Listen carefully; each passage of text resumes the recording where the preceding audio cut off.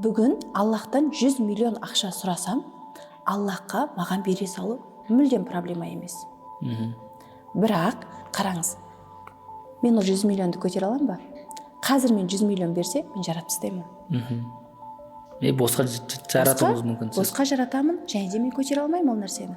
Дұрыс па? Рақым бар ғой бұл жерде. Аллах 100 миллионды береді сізге, көтере алатын кезіңізде береді.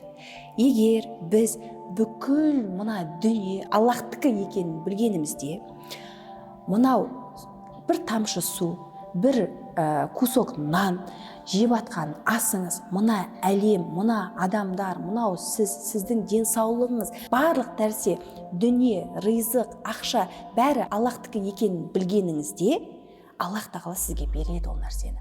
Оны просто бүйтіп, мен білем, ол Аллахтікі деп білу емес ол. Мына жүрекпен. Раббым, мен сенікімін, мына дүние сенікі, мына адамдар сенікі, денсаулығым сенікі, менің өмірім сенің қолыңда, бүкіл нәрсе сенікі, Аллахым, деп мына жүрекпен түсінген кезде, Аллах оған сол құлына 100 миллион теңгені берсе, ол кімнен келгенін біліп тұр ғой, 100 миллион теңге. Кімдік екенін біледі, Аллахтық екенін білген кезде, ана құл көтере алады.